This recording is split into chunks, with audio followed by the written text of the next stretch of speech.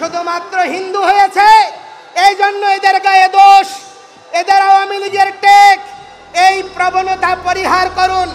সম্প্রতি ইসকনের বহিষ্কৃত নেতা চিন্ময় কৃষ্ণ দাস গ্রেপ্তার ও সংখ্যালঘু সম্প্রদায় নিয়ে অতিরঞ্জিত খবর প্রচার সহ বাংলাদেশের অভ্যন্তরীণ বিষয় নিয়ে কথা বলে আসছে ভারত সরকার। এর প্রতিবাদে বাংলাদেশের বিভিন্ন শিক্ষা প্রতিষ্ঠানের গেটের সামনে ভারতের পতাকার নকশা এঁকে সেটির উপর দিয়ে হেঁটে প্রতিবাদ জানায় শিক্ষার্থীরা। এমন ছবি ও ভিডিও সামাজিক যোগাযোগ মাধ্যমে ছড়িয়ে পড়ে।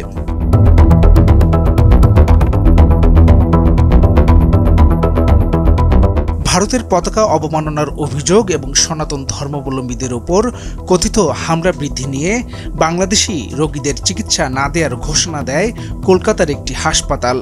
পরবর্তীতে আরও কয়েকটি ভারতীয় হাসপাতালও বাংলাদেশিদের চিকিৎসা না দেওয়ার কথা জানিয়েছে। যে আমরা আজ থেকে অনির্দিষ্টকালের জন্য কোনো রকম বাংলাদেশি পেশেন্টকে অ্যাডমিট অথবা কোনো রকম মেডিকেল পরিষেবা দেব না। এরই মধ্যে বাংলাদেশিদের চিকিৎসা দিতে শর্ত জুড়ে দিয়েছেন পশ্চিমবঙ্গের শিলিগুড়ির এক চিকিৎসক।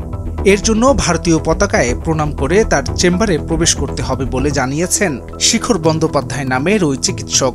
সংবাদ মাধ্যম দ্য ইন্ডিয়ান এক্সপ্রেসকে তিনি বলেন, বাংলাদেশে ভারতের পতাকাকে অবমাননা করা হয়েছে।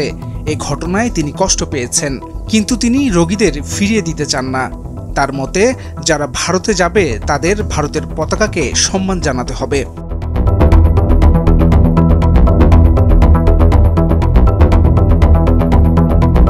চিকিৎসক শিখর বন্দ্যোপাধ্যায় পশ্চিমবঙ্গের নর্থ বেঙ্গল মেডিকেল কলেজ হাসপাতালের ইএনটি বিভাগের স্পেশাল মেডিকেল অফিসার হিসেবে কর্মরত রয়েছেন।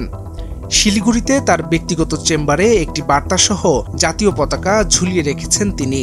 পতাকার উপরে থাকা বার্তায় লেখা রয়েছে, ভারতবর্ষের জাতীয় পতাকা তাদের জন্য মাতৃসম, তাই বাংলাদেশ থেকে আগত রোগীরা প্রণাম না করলে এখানে রোগী দেখা হবে না।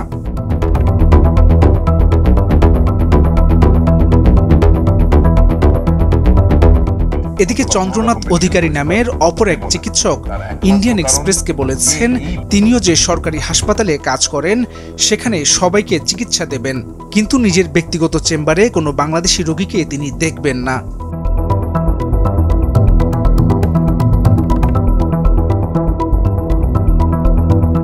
নারায়ণা হেলথের এক প্রতিনিধি জানান, ভিসা সমস্যা ও রাজনৈতিক অস্থিরতার কারণে ভারতে বাংলাদেশি রোগীর সংখ্যা অনেক কমে এসেছে।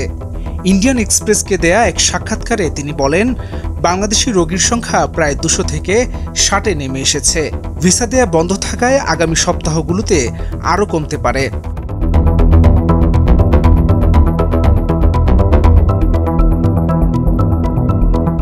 ছাত্র জনতার অভ্যুত্থানের মুখে শেখ হাসিনা দেশ ছেড়ে ভারতে আশ্রয় নেওয়ার পর থেকে অস্বাভাবিক অবস্থার মধ্য দিয়ে যাচ্ছে ঢাকা দিল্লির সম্পর্ক।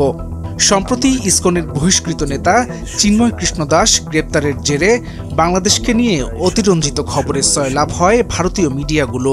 এতে আরও তিক্ত হয়েছে প্রতিবেশী দুদেশের সম্পর্ক।